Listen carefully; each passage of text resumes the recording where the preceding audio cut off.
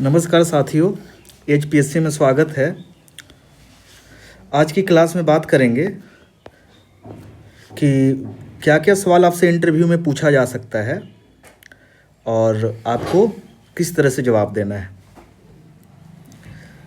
तो सबसे पहले ध्यान रखिए, दो तरह का सवाल आपसे पूछा जाता है। एक होता है फैक्चुअल और एक होगा आपका कॉन्सेप्चुअल। ये दो तरीके से आपसे पूछा जा सकता है, ये माध्यम है पूछने का। जैसे पहला एग्जाम्पल हम लोग लेते हैं कि ये न्यूज में था कि बिहार में 3 नए विभाग बने हैं। आपको पता ही होगा कि बिहार में 3 नए विभाग बने हैं। आप लोग को भी विभाग में ही जाना है तो पता होना चाहिए। ये आपसे क्या पूछा जाएगा, नॉर्मली पूछा जाएगा कि ये बताइए कि बिहार में जो 3 नए विभाग बने उसका नाम बताइए। आपको बता देना है। एक है आपका उच्च शिक्षा विभाग, एक है युवा रोजगार एवं कौशल विभाग और तीसरा है सिविल विमानन विभाग। तो ये फैक्चुअल पूछा जा सकता है। यह मान के चलिए कहीं कहीं आप जवाब दे रहे हैं किसी आंसर का एजुकेशन, यदि आपने रखा है बिहार एजुकेशन सर्विस, तो आप बता सकते हैं कि सरकार क्या क्या कर रही है एजुकेशन के लिए। तो उच्च शिक्षा विभाग का चर्चा कर सकते हैं। युवाओं के रोजगार के लिए गवर्नमेंट क्या कर रही है, तो आप युवा रोजगार और कौशल विभाग का चर्चा कर सकते हैं। तो इस तरह से आप इन क्वेश्चनों को आप जवाब देने का प्रयास कीजिएगा। दूसरा है इसी में जो है वो है कि सरकार ने घोषणा किया है, खास करके आप देखेंगे कि 7 निषेध जो 3 का लक्ष्य है उसमें 1 करोड़ नौकरी देने का लक्ष्य है। बिहार सरकार घोषणा की है कि आने वाले 2025 से 30 में 1 करोड़ नौकरी देंगे। तो ये जो विभाग बने हैं इसमें मददगार होगी, तो इसको भी आप ध्यान रखिएगा। भारत और रूस संबंध पूछा जा सकता है क्योंकि अचानक पुतिन का भारत दौरा हुआ था। कुछ महीने पहले पुतिन का भारत दौरा हुआ था। तो खास करके जब अमेरिका के साथ हमारा संबंध खराब हो रहा है तो रूस के साथ हमारा संबंध किस तरह का होगा, ये आपसे पूछा जा सकता है। जैसे एक क्वेश्चन हम लोग लेते हैं। क्वेश्चन है आपसे, यदि इंटरव्यू बोर्ड पूछे कि भारत अमेरिका संबंधों की वर्तमान स्थिति को ध्यान में रखते हुए रूस भारत के लिए किस तरह से इम्पोर्टेंट हो सकता है, क्योंकि अमेरिका के साथ हमारा संबंध खराब हो रहा है और रशिया के पीएम का राष्ट्रपति का दौरा भी हुआ था इंडिया में। तो आप किस तरह से जवाब देने का प्रयास कीजिएगा। आपको बताना है कि सर वर्ष 2030 तक 100 अरब डॉलर के द्विपक्षीय व्यापार का लक्ष्य हमने रखा है। किसके साथ में? रूस के साथ में। और दोनों जो राष्ट्र है वो जल्द ही FTA भी कर सकते हैं। जैसे EU के साथ हमारा होने वाला ना, वैसे रशिया के साथ भी हम लोग का हो सकता है आने वाले टाइम में। इसके अलावे प्रशिक्षित जो श्रमिक है, रशिया को ज़रूरत है, हम लोग भेज सकते हैं। तो ये आप जवाब दे सकते हैं। तो पहला तो ये हो गया कि किस तरह से इम्पोर्टेंट है। पहला इम्पोर्टेंस हो गया आपका कि FTA के मद्देनज़र प्रशिक्षित श्रमिकों को रशिया भेजने के मद्देनज़र और हमारा जो व्यापार का जो एक आंकड़ा है उसको 100 अरब डॉलर पहुंचाने को लेकर। इसके अलावे आप ये भी बोल सकते हैं कि सर जो रशिया है वो हमें निर्बाध रूप से तेल और गैस की आपूर्ति भी करती है, इसलिए भी इम्पोर्टेंट हो जाता है। इसके अलावे बहुत सारी भारतीय कंपनियां उर्वरक संयंत्र रशिया में लगाने का प्रयास कर रही है, तो इसलिए भी ज़रूरी हो जाता है। तो मतलब आपको इस तरह से 1-2 पॉइंट में बताना है। और यदि आप भूल जाते हैं तो कोई बात नहीं, 1 पॉइंट भी बोलते तो चलेगा।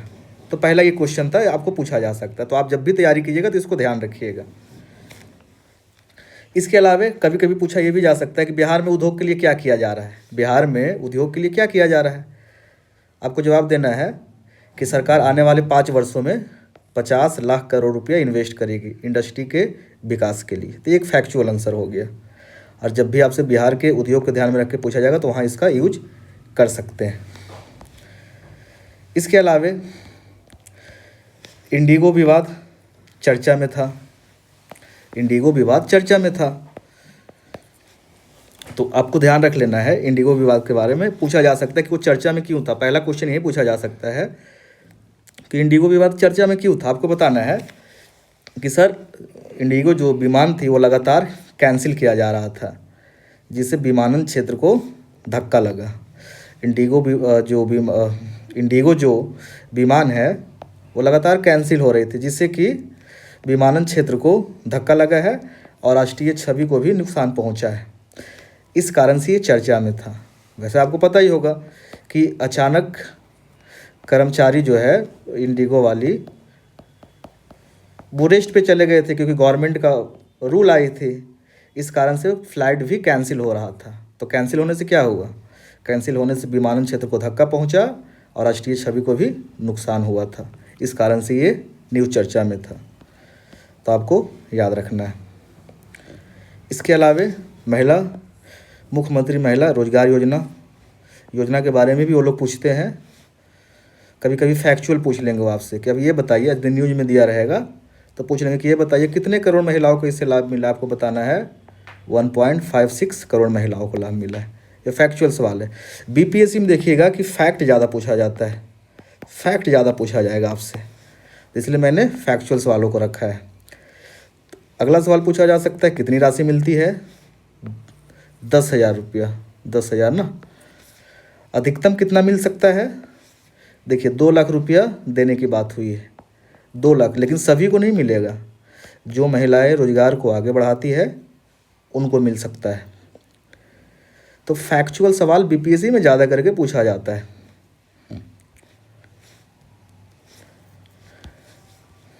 अगला पे आते हैं, एक राष्ट्र एक चुनाव।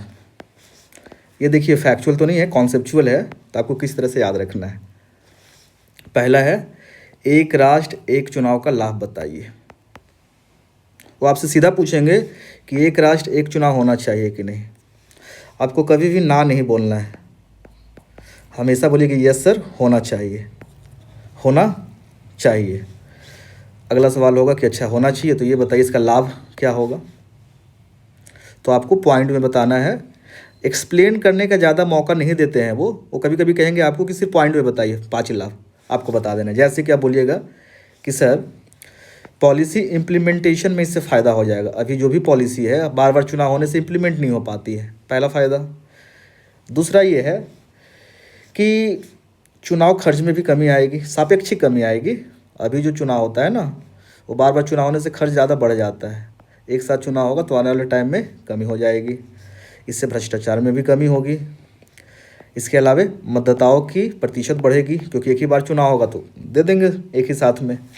इसके अलावा जो पॉलिटिकल इनस्टेबिलिटी होता है ना, कि हर बार चुनाव करवाना है, हर पार्टी इधर उधर घूम रही है, उसमें भी कमी आएगी। तो 5 आपको बताना। पहला कि पॉलिसी इम्प्लीमेंटेशन बढ़ेगी, मतदाताओं का प्रतिशत बढ़ेगा, भ्रष्टाचार में कमी होगी, चुनाव खर्च में कमी आएगी और राजनीतिक अस्थिरता बढ़ेगी। अगला आपसे पूछा जा सकता है कि अच्छा कुछ नुकसान है या कुछ चुनौतियाँ भी है क्या। आपको बताना है यस सर कुछ चुनौतियाँ तो ज़रूर है जिससे दूर किया जा सकता है। तो बोलेंगे क्या क्या चुनौतियाँ हैं, आप बताइएगा। कि राजनीतिक दलों में एक मत होना, क्योंकि राजनीतिक दल एक साथ नहीं, बहुत सारे अभी ऐसा देखने में आ रहा है कि वो एक साथ नहीं हो रहे हैं। इस मुद्दे को लेकर विरोध भी किया जा रहा है। यदि अभी चुनाव करवाया जाता है तो बहुत ज़्यादा खर्च आ जाएगी। चुनाव आयोग के पास में तो मशीन भी नहीं है और खर्च भी बहुत ज़्यादा बढ़ जाएगी। तो ये तत्कालिक चुनौती है। अर्धसैनिक बलों की संख्या भी ज़्यादा लगेगी, क्योंकि पूरा देश में उनको नियुक्त करना पड़ेगा। इसके अलावा वर्तमान में अभी चुनाव आयोग जो है ना, उनके पास उतना कैपेसिटी भी नहीं है। क्षेत्रीय दलों का नुकसान होने की भी संभावना है। इसके अलावा संविधान संशोधन भी करना होगा। तो इन मुद्दों को ध्यान में रखना है, आपसे ये पूछा जा सकता है। इसके अलावा आप देख रहे होंगे कि आए दिन जो डॉलर के मुकाबले रुपये में गिरावट हो रही, आए दिन डॉलर के मुकाबले रुपये में गिरावट हो रही। जिनका इकोनॉमिक्स है उनसे पूछा जा सकता है कि ये बताइए इसका क्या प्रभाव पड़ेगा, इसका क्या प्रभाव पड़ेगा। आपको जवाब देना है कि सर 7.5 लाख से अधिक भारतीय छात्र विदेशों में रहते हैं।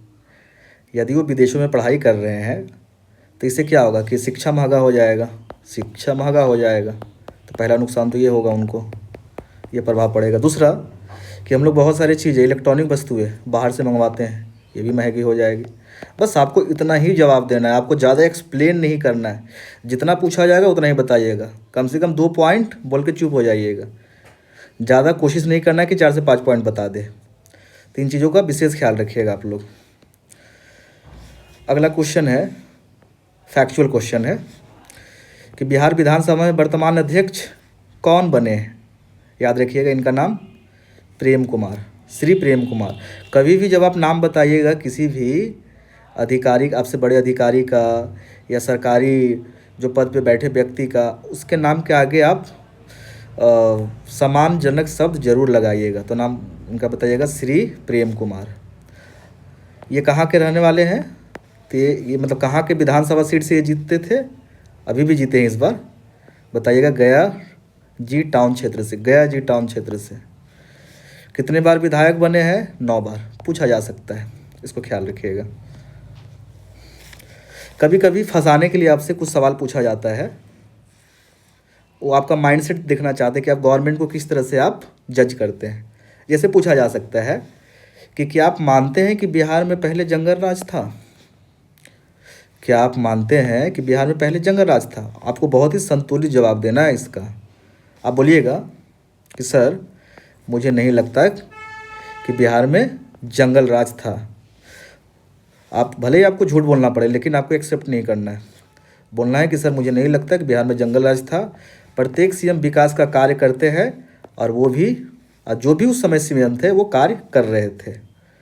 तो इस तरह से आपको जवाब देना है और बच के निकलना है, ना कि फंस जाना जंगल राज के जवाब देने में। बहुत सारे जिनको नहीं जानकारी है वो जंगल राज को एक्सप्लेन करने लग जाएंगे। ख्याल रखिएगा।